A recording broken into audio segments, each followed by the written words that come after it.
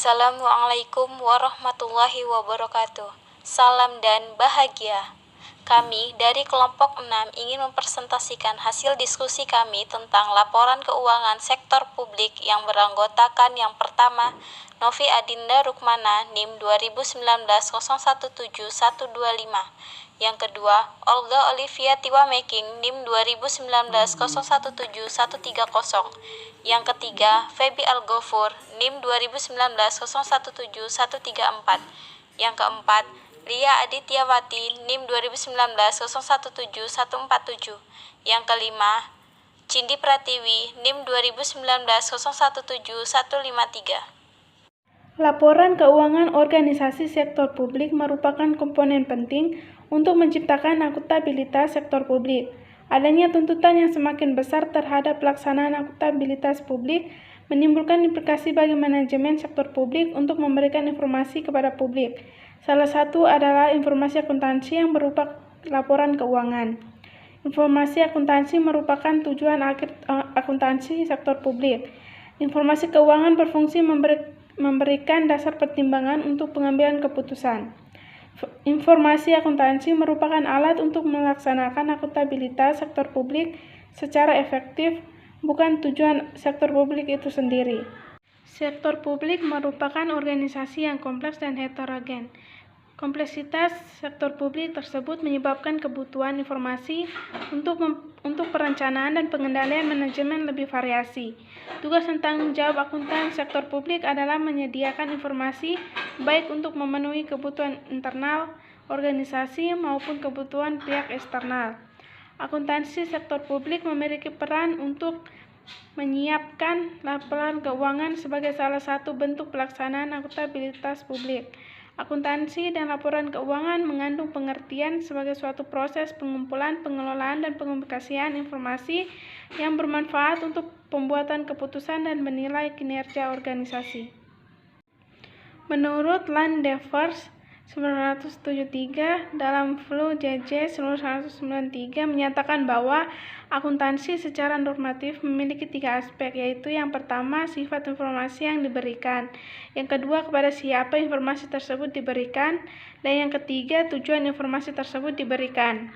Organisasi sektor publik dituntut untuk dapat membuat laporan keuangan eksternal yang meliputi laporan keuangan formal seperti laporan surplus atau defisit, laporan realisasi anggaran, laporan laba rugi, laporan aliran kas, neraca, serta laporan kinerja yang dinyatakan dalam ukuran finansial dan non-finansial. Bentuk laporan keuangan sektor publik pada dasarnya dapat diadaptasi dari laporan keuangan pada sektor swasta yang disesuaikan dengan sifat dan karakteristik sektor publik. Laporan keuangan sektor publik tidak dapat begitu saja disamakan dengan laporan keuangan di sektor swasta, baik format maupun elemennya. Hal ini disebabkan organisasi sektor publik memiliki batasan-batasan berupa pertimbangan non-moneter seperti pertimbangan sosial dan politik. Beberapa alasan mengapa perlu dibuat laporan keuangan. Yang pertama, dilihat dari sisi manajemen perusahaan, laporan keuangan merupakan alat pengendalian dan evaluasi kinerja manajerial dan organisasi. Sedangkan dari sisi pemakaian eksternal, laporan keuangan merupakan salah satu bentuk mekanisme pertanggungjawab dan sebagai dasar untuk memberikan jaminan keandalan dan pengungkapan mengenai informasi-informasi yang dapat memengaruhi keputusan. Organisasi sektor publik diwajibkan untuk membuat laporan keuangan dan laporan tersebut perlu diaudit untuk menjamin telah dilakukannya benar dan presentasi yang adil. Tujuan dan fungsi laporan keuangan sektor publik: yang pertama, kepatuhan dan pengelolaan; yang kedua, akuntabilitas dan pelaporan retrospektif; yang ketiga, perencanaan dan informasi otorisasi; yang keempat, kelangsungan organisasi; yang kelima, hubungan masyarakat; keenam, sumber fakta dan gambaran. Baik, yang selanjutnya, bagi organisasi pemerintahan, tujuan umum akuntansi dan laporan keuangan adalah yang pertama, yaitu untuk memberikan informasi yang digunakan dalam pembuatan keputusan ekonomi, sosial, dan politik serta sebagai bukti pertanggungjawaban atau accountability dan pengelolaan atau stewardship Dan yang kedua, untuk memberikan informasi yang digunakan untuk mengevaluasi kinerja manajerial dan organisasional. Pemerintah berkewajiban untuk memberikan informasi keuangan yang akan digunakan untuk pengambilan keputusan ekonomi, sosial, dan politik oleh pihak-pihak yang berkepentingan. Laporan keuangan untuk mendukung pembuatan keputusan ekonomi, sosial, dan politik tersebut meliputi informasi yang digunakan untuk yang pertama, membandingkan kinerja keuangan aktual dengan yang dianggarkan. Yang kedua, menilai kondisi keuangan dan hasil-hasil operasi. Yang ketiga, membantu menentukan tingkat kepatuhan terhadap peraturan perundangan yang terkait dengan masalah keuangan dan ketentuan lainnya, serta membantu dalam mengevaluasi efisiensi dan efektivitas. Laporan keuangan merupakan tindakan pragmatis. Oleh karena itu, laporan keuangan pemerintah harus dievaluasi dalam hal manfaat laporan tersebut terhadap kualitas keputusan yang dihasilkan serta mudah tidaknya laporan keuangan tersebut dipahami oleh pemakai. Pada sektor publik, keputusan tidak hanya dipengaruhi oleh pertimbangan ekonomi saja, tetapi banyak keputusan politik dan sosial seperti pengangkatan atau pemberhentian menteri dan pejabat pemerintah, serta pemberian bantuan program kepada kelompok masyarakat tertentu sangat tergantung pada pertimbangan ekonomi pemerintah. Dalam konteks akuntansi sektor publik, jenis informasi yang diberikan untuk pengambilan keputusan adalah terbatas pada informasi yang bersifat finansial saja. Informasi finansial yang dimaksud adalah informasi yang dapat diukur dengan satuan moneter. Secara rinci, tujuan akuntansi dan laporan keuangan organisasi pemerintah adalah yang pertama, memberikan informasi keuangan untuk menentukan dan memprediksi aliran kas, saldo neraca dan kebutuhan sumber daya finansial jangka pendek untuk pemerintah. Yang kedua, memberikan informasi keuangan untuk menentukan dan memprediksi kondisi ekonomi suatu unit pemerintahan dan perubahan-perubahan yang terjadi di dalamnya. Yang ketiga, memberikan informasi keuangan untuk memonitor kinerja, kesesuaiannya dengan peraturan perundang-undangan, kondisi yang telah disepakati, dan ketentuan lain yang telah disyaratkan. Yang keempat, memberikan informasi untuk perencanaan dan penganggaran, serta untuk memprediksi pengaruh akuisisi dan alokasi sumber daya terhadap pencapaian tujuan operasional. Yang kelima, memberikan informasi untuk mengevaluasi kinerja manajerial dan organisasional, yaitu untuk menentukan biaya program, fungsi dan aktivitas sehingga memudahkan analisis dan melakukan perbandingan dengan kriteria yang telah ditetapkan, membandingkan dengan kinerja periode-periode sebelumnya dan dengan kinerja unit pemerintah lain. Selanjutnya, untuk mengevaluasi tingkat ekonomi dan efisiensi koperasi, program, aktivitas, dan fungsi tertentu di unit pemerintah. Selanjutnya, untuk mengevaluasi hasil suatu program, aktivitas, dan fungsi serta efektivitas terhadap pencapaian, tujuan, dan target. Dan untuk mengevaluasi tingkat pemerataan atau equality dan keadilan atau equity. Sumber daya finansial jangka pendek sangat penting bagi pemerintah untuk melakukan transaksi rutin. Sumber keuangan jangka pendek tidak selalu dapat disediakan dengan segera, oleh karena itu, penggunaan dana tersebut sering dibatasi. Kas merupakan contoh finansial jangka pendek yang siap digunakan. Jika sumber finansial tidak mencukupi untuk membiayai transaksi jangka pendek, maka perlu dicari cara untuk menutup kebutuhan finansial jangka pendek tersebut, mungkin dengan menggunakan pinjaman. Selanjutnya, kondisi ekonomi. Kondisi ekonomi suatu entitas mengacu pada seberapa bagus nilai ekonomi suatu entitas waktu tersebut. Nilai ekonomi merupakan selisih antara sumber daya total yang dimiliki oleh suatu entitas dengan total utang yang menjadi kewajibannya. Nilai ekonomi merupakan nilai bersih entitas atau total aset dikurangi total utang. Unit pemerintah dapat dipandang sebagai lembaga politik dan juga sebagai lembaga usaha. Konsep nilai bersih lebih relevan untuk memandang pemerintah sebagai entitas usaha yang memiliki kekayaan dan utang. Interpretasi atas konsep kekayaan bersih tersebut penting untuk mengukur kondisi ekonomi pemerintah. Baik, saya akan melanjutkan slide selanjutnya, yaitu ketentuan hukum, kontraktual, dan ketentuan lainnya.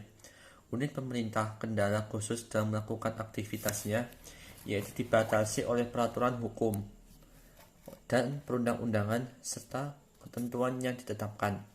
Pemerintah harus selalu mengacu pada peraturan hukum yang mengikat, misalnya undang-undang, peraturan pemerintah, letter of intent, dan pemberi bantuan sangat berkepentingan untuk memastikan bahwa sumber dana digunakan sesuai dengan ketentuan hukum dan perundang-undangan serta kontrak yang disepakati. Selanjutnya itu perencanaan dan penganggaran.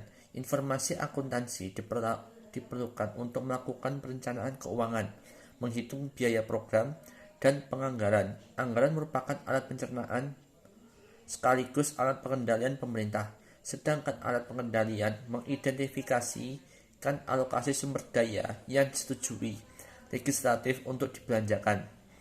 Selanjutnya itu kinerja manajerial dan organisasi. Kinerja pemerintah tidak dapat dinilai berdasarkan laba yang diperoleh karena organisasi pemerintah bukan entitas bisnis yang mencari laba.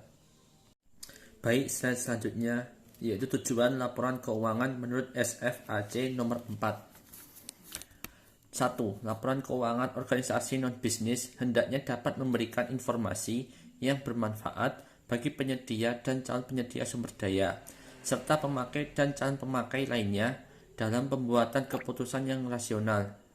Yang kedua, memberikan informasi untuk membantu para penyedia dan calon penyedia sumber daya, serta pemakai dan calon pemakai lainnya dalam menilai pelayanan yang diberikan oleh organisasi non-bisnis.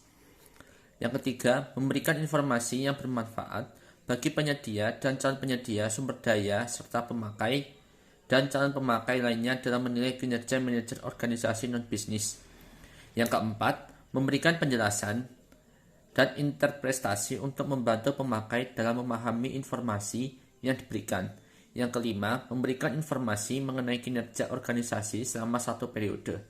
Yang keenam, memberikan informasi mengenai bagaimana organisasi memperoleh dan membelanjakan kas atau sumber daya kas, mengenai utang dan pembayaran kembali utang, dan mengenai faktor-faktor lain yang dapat mempengaruhi likuiditas organisasi. Yang ketujuh, memberikan penjelasan dan interpretasi untuk membantu pemakai dalam memahami informasi keuangan yang diberikan. Baik, saya akan melanjutkan slide selanjutnya, yaitu pemakai laporan keuangan sektor publik dan kepentingannya. Dalam mengidentifikasikan, terdapat beberapa kelompok pemakai laporan keuangan, yaitu yang pertama pembayar pajak, yang kedua pemberi dana bantuan, yang ketiga investor, yang keempat pengguna jasa, yang kelima karyawan atau pegawai, yang keenam pemasok, yang ketujuh dewan legislatif, yang ke-8 manajemen, yang ke-9 pemilih, yang ke-10 badan pengawas. Anthony et al. 1999 mengklasifikasikan pemakaian laporan keuangan sektor publik menjadi 5 kelompok, yaitu pertama, lembaga pemerintah, kedua, investor dan kreditur, ketiga, pemberi sumber daya, keempat, badan pengawas, kelima, konstituen.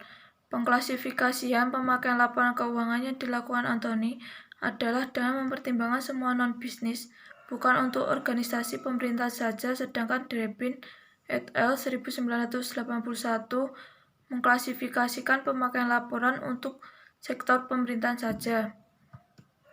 Henley et al. 1992 mengklasifikasikan penggunaan laporan keuangan sektor publik menjadi 12 kelompok, yaitu pertama, anggota terpilih, kedua, masyarakat sebagai pemilih dan atau pembayar pajak, ketiga, pelanggan dan klien, keempat, karyawan atau pegawai, kelima, pelanggan dan pemasok, keenam, pemerintah, ketujuh, pesaing, 8, regulator, 9, pemberi pinjaman, 10, donor dan sponsor, 11, investor atau partner bisnis, 12, kelompok penekan lainnya. Pengklasifikasian pemakaian laporan keuangan sektor publik menurut Burgonvie dan Anes Bensina 1997. Pertama, masyarakat menggunakan jasa publik, kedua, masyarakat pembayar pajak, ketiga, perusahaan dan organisasi sosial ekonomi yang menggunakan pelayanan publik sebagai input atas aktivitas organisasi. 4. Bank dan masyarakat sebagai kreditor pemerintah. 5. Badan-badan internasional. 6. Investor asing dan country analyst. 7. Generasi yang akan datang. 8. Lembaga negara. 9. Kelompok politik. 10. Manajer publik. 11. Pegawai pemerintah. Serikat Dagang Sektor Publik GASP 1999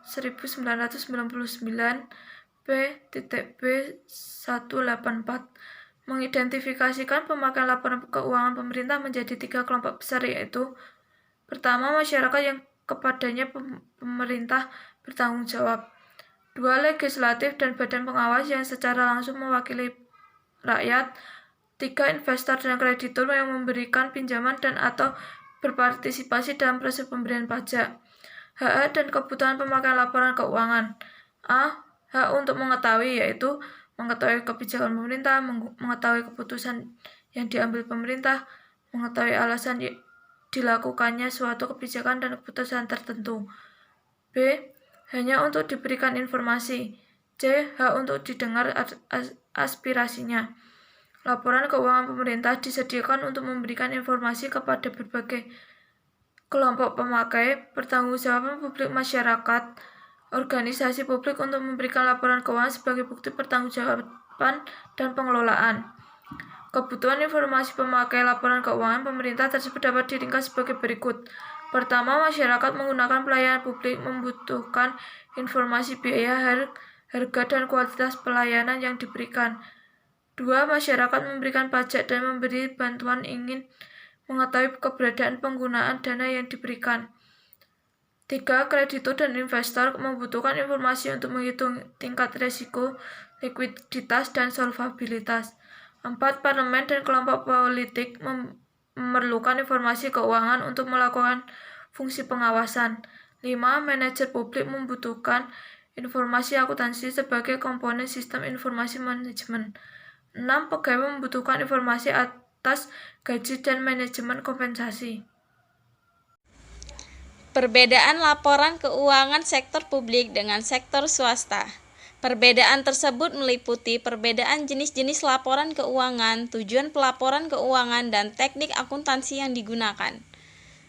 Persamaannya yaitu kedua-duanya membutuhkan standar akuntansi keuangan sebagai pedoman untuk membuat laporan keuangan. Adapun tabel perbedaan laporan keuangan sektor publik dengan sektor swasta. Laporan keuangan sektor swasta, dia berfokus kepada finansial. Laporan keuangan pemerintah berfokus finansial dan politik. Laporan keuangan sektor swasta, sebagian besar kinerja diukur secara finansial. Sedangkan laporan keuangan pemerintah, kinerja diukur secara finansial dan non-finansial. Laporan keuangan swasta, pertanggungjawaban kepada pemegang saham dan kredit. Kalau laporan keuangan pemerintah, pertanggungjawaban kepada parlemen dan masyarakat luas. Laporan keuangan sektor swasta berfokus pada organisasi secara keseluruhan. Untuk laporan keuangan pemerintah berfokus pada bagian organisasi. Untuk laporan keuangan sektor swasta, tidak dapat melihat masa depan secara detail. Kalau laporan keuangan pemerintah, melihat ke masa depan secara detail. Laporan keuangan sektor swasta, aturan pelaporan ditentukan oleh undang-undang, standar akuntansi, pasar modal, dan praktik akuntansi. Kalau laporan keuangan pemerintah, aturan pelaporan ditentukan oleh Departemen Keuangan. Persamaan dari laporan keuangan pemerintah dan laporan sektor swasta, yaitu yang pertama, dokumen-dokumen sumber yang digunakan. Yang kedua, berperan sebagai hubungan masyarakat atau public relation. Laporan keuangan pemerintah yang buruk dapat menimbulkan implikasi negatif antara lain. 1. Menurunkan kepercayaan masyarakat kepada pengelola dana publik atau pemerintah. 2. Investor akan takut menanamkan modalnya karena laporan keuangan tidak dapat diprediksi yang berakibat meningkatnya risiko investasi. 3. Pemberi donor akan mengurangi atau menghentikan bantuannya. 4. Kualitas keputusan menjadi buruk. 5. Laporan keuangan tidak dapat mencerminkan kinerja aktual. Pemberian informasi keuangan yang tidak dapat diandalkan akan memengaruhi kualitas keputusan baik bagi pemakai internal maupun pemakai eksternal. Luas pengungkapan atau disclosure yang diperlukan.